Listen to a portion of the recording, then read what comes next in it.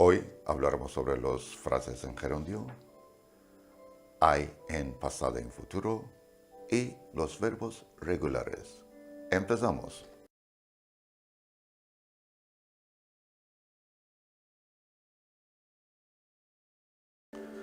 Ahora aquí tenemos there was y there were, que significa hay para en pasado.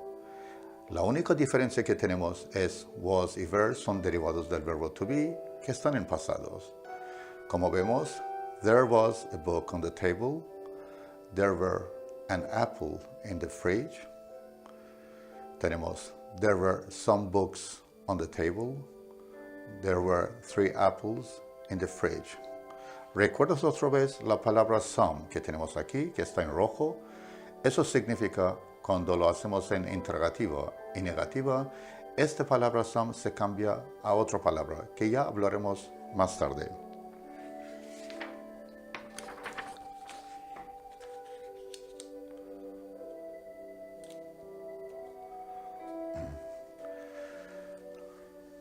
En esta cartulina tenemos hay en futuro. Entonces, aquí naturalmente son 3 palabras. ¿Por qué? Porque estamos hablando en futuro, necesitamos el will. Entonces, there will be. ¿Por qué el be? Recuerdas, después de will, el verbo viene en infinitivo o la primera columna de verbos irregulares. Como hemos enseñado, o regular, naturalmente. Entonces, there will be, I en singular, y there will be I en plural. Es lo mismo. Entonces, miramos otra vez, es siempre there y be. Para en ese caso, porque tenemos el futuro, ponemos el will. Y después de will, siempre viene el verbo en infinitivo. Esto es muy importante. Las frases se convertirán, there will be a book on the table, there will be an apple in the fridge, there will be some books on the table, there will be 3 apples in the fridge. ¿Recuerdas otra vez la palabra some? No olvidas de esto. Esta palabra en interrogativa o negativa se cambia. Pero naturalmente hablaremos más en detalle en futuro. Hemos hablado bastante sobre los verbos irregulares, porque para mí son muy importantes. Para casi más que 98% de los verbos son regulares. Solamente añadido un ed al verbo en infinitivo, ese verbo se convierte en regular. Así que no hay problema. Sabiendo el verbo en infinitivo, ya podemos tener el pasado, el participio, añadiendo solo un ed. Recuerdas, como cualquier idioma, siempre hay excepciones. Para esto hablamos poco a poco. Hoy hemos elegido 6 verbos regulares, porque hemos hablado anteriormente que para hacer el verbo en forma pasada, lo que hacemos solo añadimos un ed al verbo. Pero naturalmente siempre hay una regla. Por ejemplo, aquí tenemos el verbo to travel, viajar, to need, necesitar, to study, estudiar, to play, jugar, to smile, sonreír, y to stop, parar. Como vemos, en verbo to need, el verbo play, solo añadimos un ed. Primero miramos los verbos que acaban en y. ¿Ok? Aquí hay una regla. Si antes de y hay un vocal, entonces este verbo es normal. Solo añadimos un ed. En caso del verbo to study, el verbo acaba en y, para antes hay un consonante. Ese verbo, la y, cambia a i latina y después añadimos ed. Es una regla. El verbo to need acaba en un consonante, para tiene 2 vocales. No, esto también es lo mismo, solo añadimos ed. En caso del verbo to travel, ese verbo acaba en l. Para antes de l hay un vocal. Entonces, para hacerlo en pasado, primero doblamos la l y después añadimos ed. El verbo smile acaba en e, solo añadimos de, nada más. El verbo stop es un verbo que tiene solo una sílaba y acaba en un consonante. Para antes de este consonante hay un vocal. Entonces, en estos verbos que también son de una sílaba, primero doblamos el consonante y después añadimos ed.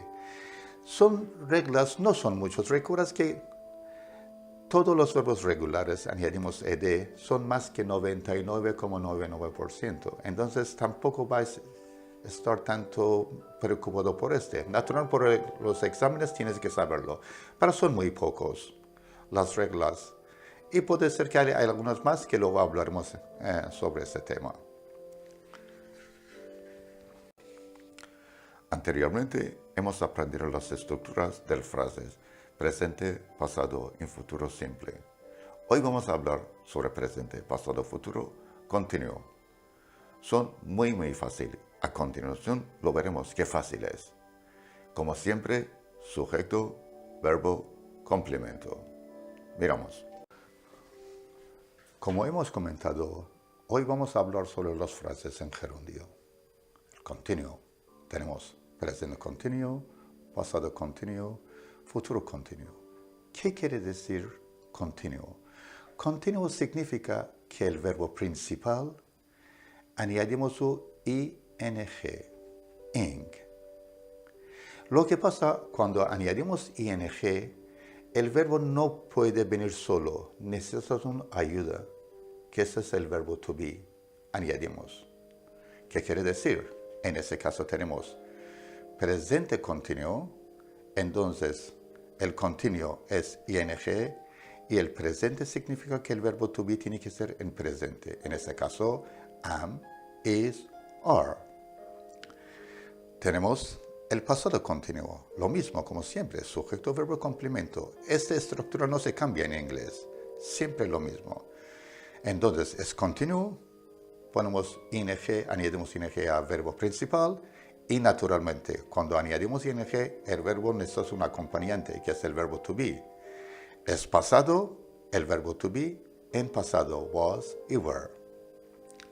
Aquí tenemos otra vez sujeto, verbo, complemento, el futuro continuo. ¿Qué quiere decir? Continuo. El verbo añadimos ing. Necesitamos acompañante, el verbo to be. Porque es futuro, añadimos el will al to be. Y eso es el futuro. Entonces, si miramos futuro continuo, el verbo principal ing. Ing acompaña con el verbo to be. Y el futuro, en este caso, añadimos will al verbo to be. Aquí era pasado, el verbo to be en pasado was y were. Aquí presente, el verbo to be en presente, am, is, are. Es muy sencillo, míralo bien esta cartulina porque es muy fácil. El verbo ing nunca más viene solo, siempre tiene que ser acompañado del verbo to be. Espero que este cartulino te haya ayudado mucho para poder hacer frases en continuo. Pero también recuerdas, estamos hablando de verbo principal, no el segundo o tercer verbo. El segundo o tercer verbo puede venir con gerundio, pero no necesita tener el acompañante. Hablamos del verbo principal. La semana que viene hablaremos sobre el tío Du. Mucha gente me ha preguntado qué significa el tío Du. Es un personaje que tiene una familia, que con esa familia nos van a ayudar muchísimo a solucionar nuestro problema, el idioma inglés. Así que hasta la semana que viene.